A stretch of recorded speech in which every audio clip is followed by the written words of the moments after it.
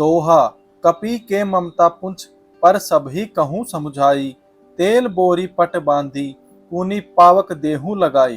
अर्थात मैं सबको समझाकर कहता हूँ कि बंदर की ममता पूंछ पर होती है, अतः तेल में कपड़ा डुबोकर उसे उसकी पूंछ में बांधकर फिर आग लगा दो। पुंछहीन बानर तह जाही, तब सठ निज नाथ ही लई आही। जिन्है कै किन्हैसी बहुत बड़ाई, देखे हूं मैं तिन्है कै प्रभुताई। अर्थात जब बिना पूंछ का यह बांदर वहां अपने स्वामी के पास जाएगा, तब यह मूर्ख अपने मालिक को साथ ले आएगा। जिनकी इसने बहुत बड़ाई की है, मैं जरा उनकी प्रभुता अर्थात सामर्थ्य तो देखूं। बचन सुनत कपि मन मुस्काना, भई सहाय सारद मैं जाना। जातु धान सुनी रावण बचना, लागे रचे मूड सोई रचना। अर्थात यह वचन सुनते ही हनुमान जी मन में मुस्कुराए और मन ही मन बोले कि मैं जान गया, सरस्वती जी इसे ऐसी बुद्धि देने में सहायक हुई है। रावण के वचन सुनकर मूर्ख राक्षस वही पूंछ में आग लगाने की तैयारी करने लगे। रहा न नगर बसन घृत तेला, बाडी पूंछ किन्ह कपि खेला। कौतुक कह आए पुरबासी, मारही चरण करही बहु हासी। अर्थात पूंछ को लपेटने में इतना कपड़ा और घी तेल लगा कि नगर में कपड़ा घी और तेल नहीं रह गया। हनुमान जी ने ऐसा खेल किया कि पूंछ बढ़ गई। नगरवासी लोग तमाशा देखने आए। वे हनुमान जी को पैर से ठोकर मारते हैं और उनकी बहुत हंसी करते हैं। बाजही डोल देही सब तारी, नगर फेरी पुनि पुंछ प्रजारी। पावक जरत देखी हनुमंता, भयउ परम लघु रूप तुरंता।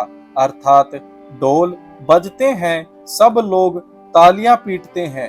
हनुमान जी को नगर में फिराकर फिर पूंछ में आग लगा दी।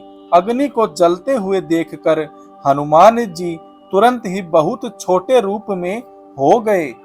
नीबू की चढ़ेऊ कपि कनक अटारी, भई सबित निशाचर नारी। अर्थात बंधन से निकलकर वे सोने की अटारियों पर जा चढ़े। उनको देखकर राक्षसों की स्त्रियां भयभीत हो गई। दोहा हरि प्रेरित तेहि अवसर चले मरुत 49, अट्टहास करी गर्जा कपि बड़ी लाग आकाश। अर्थात उस समय भगवान की प्रेरणा से 49 पवन चलने लगे। हनुमान जी अट्टहास करके गरजे और बढ़कर आकाश से जा लगे। देह विशाल परम हरु आई, मंदिर ते मंदिर चढ़ धाई। जरई नगर भा लोग बिहाला, झपट लपट बहु कोटि कराला। अर्थात देह बड़ी विशाल परंतु बहुत ही हल्की फुर्तीली है। वे दौड़कर एक महल से दूसरे महल पर चढ़ जाते हैं। नगर जल रहा है, लोग बेहाल हो गए हैं। आग की करोड़ों भयंकर लपटें झपट रही हैं। तात मातु हाथ सुनिए पुकारा, एही अवसर को हम ही उबारा। हम जो कहा यह कपि नहीं होई, बानर रूप धरे सुर कोई। अर्थात हाय बप्पा, हाय मैया, इस अवसर पर हमें कौन बचावेगा। चारों ओर यही पुकार सुनाई पड़ रही है। हमने तो पहले ही कहा था कि यह वानर नहीं है, वानर का रूप धरे कोई देवता है। साधु अवज्ञा कर फलु ऐसा, जरई नगर अनाथ कर जैसा। जारा नगरु निमिष एक माही, एक विभीषण कर ग्रह नाही। अर्थात साधु के अपमान का यह फल है कि नगर अनाथ के नगर की तरह जल रहा है। हनुमान जी ने एक ही क्षण में सारा नगर जला डाला, एक विभीषण का घर नहीं जलाया।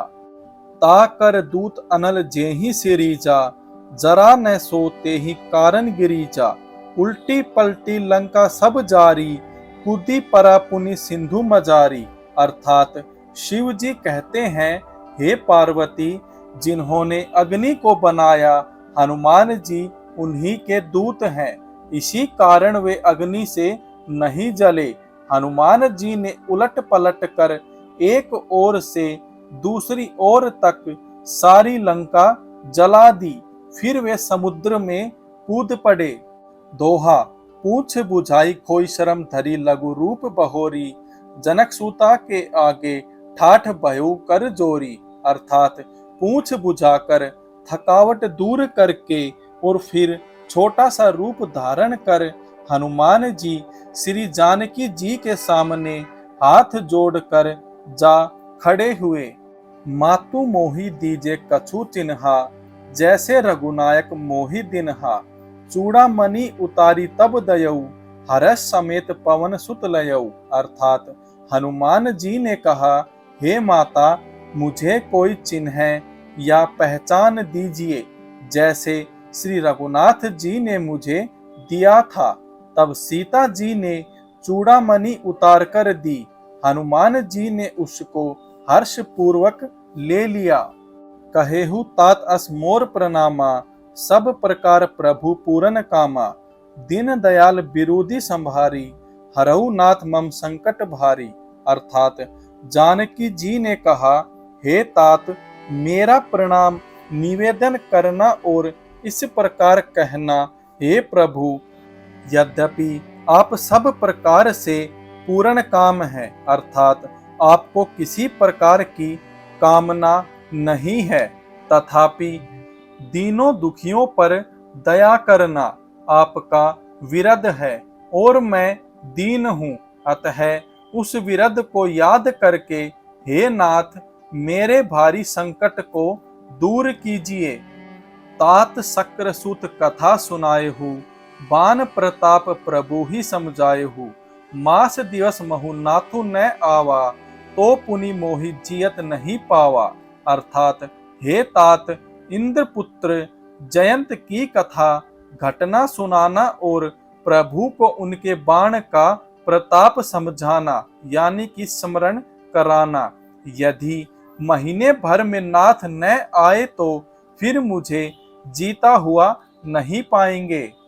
कहू कपि केहि विधि राखो प्राणा, तुम्हेहु तात कहत अब जाना। तो ही देखी शीतली भई छाती, पुनि मो कहूँ सोई दिनु सोई राती। अर्थात हे हनुमान, कहो मैं किस प्रकार प्राण रखूं। हे तात, तुम भी अब जाने को कह रहे हो। तुमको देखकर छाती ठंडी हुई थी, फिर मुझे वही दिन और वही रात। तो दोस्तों, आज की हमारी पार्ट 10 की वीडियो में इतना ही था। अब जल्द हाजिर होऊंगा पार्ट 11 के साथ। मैं आशा करता हूं कि आपको अब सुंदरकांड पढ़ने में और भी अच्छा लग रहा होगा। तो चलिए दोस्तों, वीडियो को समाप्त करते हैं और मिलते हैं हम आपको जल्द ही नई वीडियो के साथ। तब तक के लिए जय हिंद, जय भारत, जय श्री राम, जय श्री हनुमान, जय हो माता सीता की।